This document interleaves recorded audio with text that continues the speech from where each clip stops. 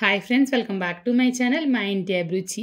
ఈరోజు వీడియోలో చాలా సింపుల్గా నాన్ వెజ్ లంచ్ మెనూ చూసేద్దాం రండి. ముందుగా అయితే కుక్కర్లో 1 pot రెసిపీ కింద మటన్ కర్రీ తయారు చేయబోతున్నానండి. బ్యాచిలర్స్ కానీ బిగినర్స్ కానీ ఈజీగా చేయొచ్చు అనమాట. ఇంక ఈ మటన్ కర్రీ అయితే రైస్లోకి, చపాతీలోకి, దోశలోకి, ఇడ్లీలోకి, బగారా రైస్లోకి చాలా బాగుంటుంది. ఇంక దానికోసం అయితే కుక్కర్ పెట్టి ఆయిల్ వేస్తున్నానండి. ఆయిల్ వేడెక్కిన తర్వాత ఉల్లిపాయ ముక్కలు, పచ్చిమిర్చి, కరివేపాకు, కొంచెంగా సాల్ట్ వేసి ఉల్లిపాయ ముక్కలు మంచి బ్రౌన్ కలర్ వచ్చే వరకు బాగా ఫ్రై చేయాలి. ఉల్లిపాయ ముక్కలు వేగేటప్పుడే కొంచెంగా పసుపు కూడా వేసాను అనమాట. పసుపు కూడా వేసి బాగా వేపిన తర్వాత దీంట్లో ఇప్పుడు ఫ్రెష్గా రుబ్బిన అల్లం వెల్లిపాయ పేస్ట్ అయితే 2 టేబుల్ స్పూన్లు వేస్తున్నాను. ఉల్లిపాయ ముక్కలు 1 కప్పు తీసుకున్నానండి. ఉల్లిపాయ ముక్కలు బాగా వేగిన తర్వాత ఇప్పుడు దీంట్లో ఒక 300 grams మటన్ అయితే వేస్తున్నానండి. మటన్లో ఒక 1/2 టీ స్పూన్ కారం, కొంచెంగా పసుపు, కొంచెంగా సాల్ట్ వేసి కలిపేసి ఒక 10 నిమిషాలు పక్కన పెట్టేసాను అనమాట. ఈ విధంగా చేయడం వల్ల ఏంటంటే మటన్ వచ్చి చప్పదనం లేకుండా టేస్టీగా ఉంటుంది. మటన్ వేసిన తర్వాత ఒకసారి బాగా కలిపేసి మూత పెట్టి తక్కువ మంటలో ఒక 3 నిమిషాలు అలా వదిలేసానండి. ఇప్పుడు దీంట్లో ఒక 2 టమాటోలు మిక్సీ పట్టి వేస్తున్నాను. తర్వాత కారం, ధనియాల పొడి, మటన్ మసాలా 2 టీ స్పూన్లుగా అయితే వేసానండి. పచ్చిమిర్చి వేసాం కాబట్టి కారం అనేది అడ్జస్ట్ చేసి వేసుకోండి. ఇప్పుడు దీంట్లో ఒక మీడియం సైజ్ బంగాళదుంప ఈ విధంగా కట్ చేసి వేస్తున్నాను. బంగాళదుంప మటన్ వేసి కర్రీ చేస్తే చాలా బాగుంటుందన్నమాట. మీకు బంగాళదుంప వద్దనుకుంటే కనుక వదిలేసి మామూలుగా మటన్ కర్రీ చేసుకోండి.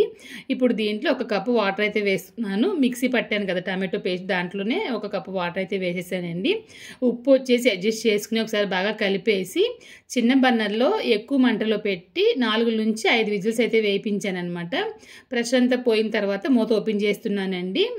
కుక్కర్ ఓపెన్ చేసే ముందే స్టవ్ వెలిగించాను అనమాట. ఇక్కడ చూసారంటే మటన్ చాలా పర్ఫెక్ట్గా అయితే ఉడికిపోతుంది.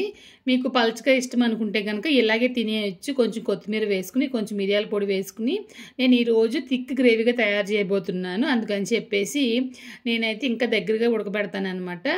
దీంట్లో నేను 2 టీ స్పూన్ల మిరియాల పొడి వేస్తున్నాను. వేసిన తర్వాత బాగా కలపాలి.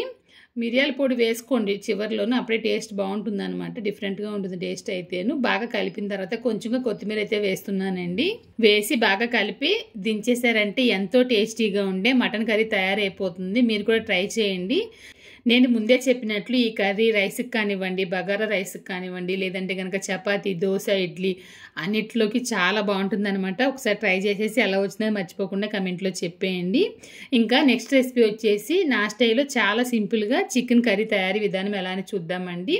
నేను ఎప్పుడు చికెన్ కర్రీ ఫ్రై చేస్తాను, పులుసులా కూడా చేస్తాను అనమాట. ఇది చాలా బాగుంటుందండి.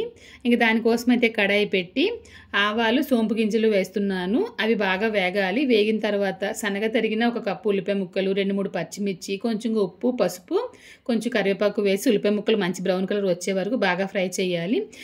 చాలామంది అంటారు అక్క ఆవాలు అంతా వేయరు అనమాట చికెన్లో అంటారండి. వేసి చూడండి, వేస్తేనే తెలుస్తుంది బాగుందా లేదా అని చెప్పేసి. టేస్ట్ అయితే బాగుంటుందండి కర్రీ అంతా అయిన తర్వాత. ఉల్లిపాయ ముక్కలు బాగా వేగిన తర్వాత అల్లం వెల్లిపాయ పేస్ట్ వేసి బాగా ఫ్రై చేయాలి. ఈ అల్లం వెల్లిపాయ పేస్ట్ నేను ఒక 1 టేబుల్ స్పూన్ కొంచెం ఎక్కువగానే వేసానండి. బాగా వేగిన తర్వాత ఇప్పుడు దీంట్లో ఒక 300 grams చికెన్ అయితే వేస్తున్నాను. చికెన్ వేసిన తర్వాత ఒకసారి బాగా కలపాలండి. మీరు కావాలనుకుంటే టమాటో ఇప్పుడే వేసేయచ్చు. చికెన్ కొంచెం పెద్ద ముక్కలు కదా, ఉడకవేమో అని చెప్పేసి నేనైతే వేయలేదనమాట. ఇంక ఇక్కడ చూసారంటే చికెన్లోంచి చాలా వరకు వాటర్ అయితే రిలీజ్ అయింది కదా.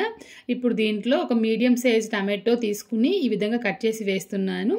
మీరు కావాలనుకుంటే కనుక టమాటో ప్యూరీ కూడా వేసుకోవచ్చు. టమాటో వేసి ఒకసారి కలిపిన తర్వాత రెడ్ చిల్లీ పౌడర్ వేస్తున్నాను. నేను ఇంట్లో తయారు చేసిన కూరకారం వేస్తున్నానండి. ఈ కూరకారం రెసిపీ ఆల్రెడీ వీడియో పోస్ట్ చేశాను, లింక్ డిస్క్రిప్షన్లో ఇస్తాను చూడండి.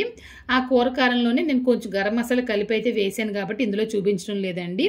రుచికి తగినంత సాల్ట్ కూడా వేసుకోవాలి.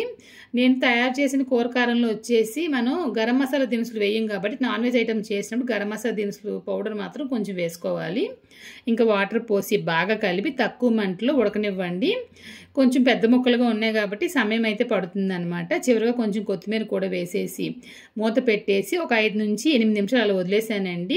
సిమ్లోనే బాగా ఉడికి ఆయిల్ అంతా పైకి తేలుతుంది అనమాట. ఈ విధంగా బాగుంటుందా లేదని ఆలోచించొద్దండి. రాగి సంకటికి కానివ్వండి, రైస్కి కానివ్వండి, దోశకి కానివ్వండి, అన్ని టిఫిన్ ఐటమ్స్కి చాలా బాగుంటుంది అనమాట.